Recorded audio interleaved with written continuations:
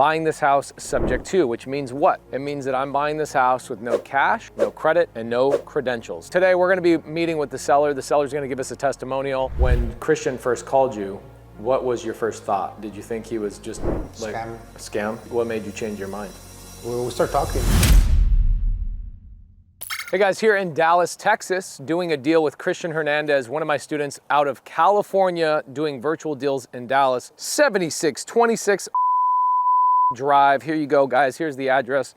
By the time we post this up on YouTube, you will see the address is a property I own. Buying this house subject to, which means what? It means that I'm buying this house with no cash, no credit, and no credentials. Now, when I say credentials, a lot of people go, what does that mean? Well, Zach, what do I need when I want to buy a house? Credit score, money. Okay, like down payment? Down payment. What else? When you go to the bank and you apply for a loan, what do they ask for? They want to know your job history. Job history. That'd be really bad for you right now, right? Yeah. Okay, so this is the challenge, right? Somebody like you that owns your own business, somebody like Chris that owns his own business, shout out chris.cinematic on Instagram, guys. If you're trying to build your brand, these are the boys that do it. They are absolutely amazing. But the problem is for you guys, it's hard for you guys to buy a house because if you go to the bank, they're gonna reject you. Here's a property I've never been in before. I've never spoken to the seller before.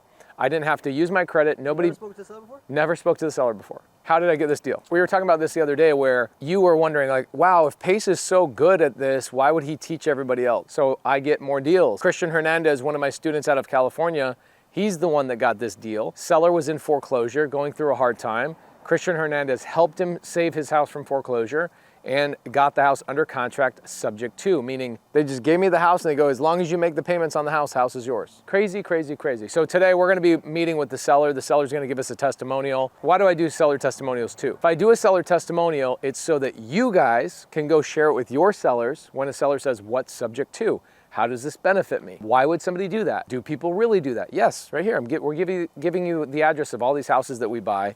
What's up, man? Speak English or Spanish? Both. Oh, you do? Yes, sir. Amazing. Christian wasn't sure if you spoke English. You spoke pretty good English?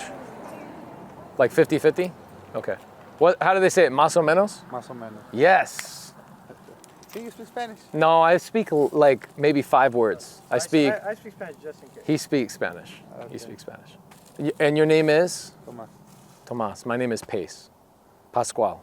Pascual. Yeah, Pascual. Awesome. So does this house have a garage? Yeah. It's just, okay, so it has a road in the backyard? Yeah, well, somebody knocked the fence like 2 weeks ago. Oh, damn. Was it a storm? Or did somebody drive it? Drunk guy. Oh, okay. Or somebody. Oh, nice. Okay, cool. How did Christian find you? In the call? He just cold called you? Do you remember the first thing he said? Not really. That was a long time. Really? How long ago? Like a couple months? Yeah, I mean like 2 months. I think the house is closing in a couple days. Wednesday, I think. Oh, this coming Wednesday? How much cash are you getting? 8,000? And then we're taking over the payments, right? How much are your payments right now? They were 1925. 1925, that's principal, interest, taxes, and insurance, everything, right? So 1925. Do you know what your interest rate is? 3.7, I think. Okay, 3.7. Cool. And you got where are you guys moving to? Well, I still haven't decided yet, but I think it's gonna be Pleasant Grove area. Oh, is that in Texas? Yeah. Okay, cool. 1, 2, 3 bedrooms, 2 baths. How long did you guys live here? Probably about a year, maybe. Oh, just a year? Yeah, I had problems, personal problems. Okay. With the person that I lived here with before, and this didn't work out, so I was like on the hole. You're ready to get out of here. Yeah, because there's some personal stuff that probably doesn't matter. I get it. Were you guys in foreclosure for a while? No. No? I wonder how Christian got your phone number. It started when I started talking to Christian, the foreclosure stuff. Okay, got it. Yeah, so he actually pushed it back, stopped it and then pushed it back. Oh, he got it postponed. Yeah. And then so Christian and I are partners on the deal. Mm-hmm. So we're catching up the old payments. Do you know how much the old payments are? The house is in foreclosure right now, or no? No, it's not. It's not. It got pushed back. No, yeah. Or did we make the payment? The first payment, Yeah. I think he did the first payment already. Okay, good. Okay, good. Yeah. He lives in California and I live in Arizona, but I'm just here visiting in Dallas right now. How long did you talk to Christian? A couple months? But I could talk to him like a few times on December and then on January. December, January, and then when did you sign paperwork with Christian? How long did it take? Well, I can't remember the dates, but it took maybe like 2 months. 2 months? 2.5 months. When he first called you, because like people that are learning from me and they're brand new, they're really scared to call a seller. They're really scared. So when Christian first called you, what was your first thought? Did you think he was just like scam? What made you change your mind? Well, we started talking, and I was like, already, like I told you, I was feeling a certain way where I was like, you know what to do. You were going through stuff. Yeah, and I didn't know what to do with the full course and all this stuff. So we started talking, and then, because you know, a lot of people, when you get a house on foreclosure status, you're gonna have a lot of costs. Oh yeah, lots. And then, did you have people knocking the door too? No, just calls, like constantly calls and text messages. And it was, I don't know, it was something about when I think I talked to a lady, but that works for Christian. Yeah. Or something there. And we started texting, so Sunday I just told her, well, you know what, shoot me an offer. See where it goes from there. They told me, and I was like, okay, I might as well.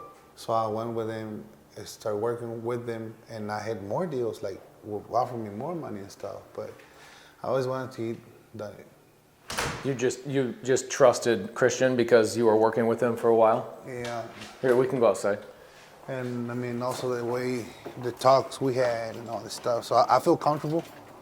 So you were talking to Christian himself? Yeah. For a long time? Uh-huh.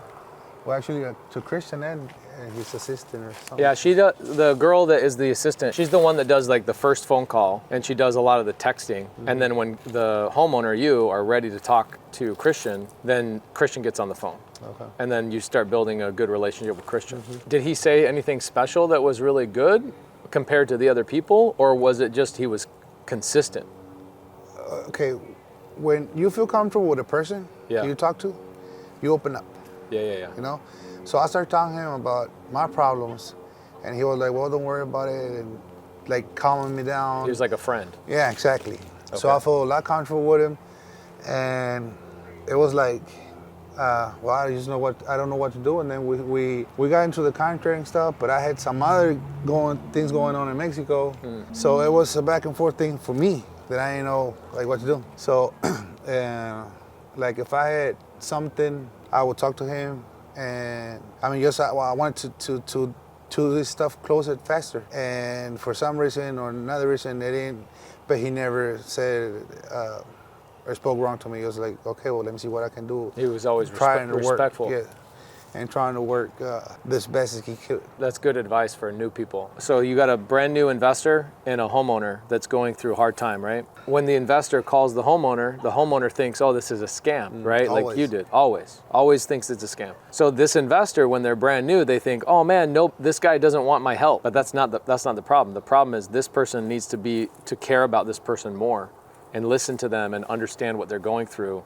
So this person opens up and actually says, hey, let's do a deal, right? I mean, you have to feel comfortable to talk to somebody, and especially of talking to that person, like, I mean, open up every personal problem you have. Right. Even for the worst it is. Because the problems that I had, I tell you, I had personal problems with my ex here, and then personal problems in Mexico with uncle passed away and stuff, so a lot of stuff. So you had like everything coming at you at the same time. Like the whole mountain just fell down on me. And then you had one friend that was checking on you, Christian, was checking on you and caring about you. His assistant. Love it.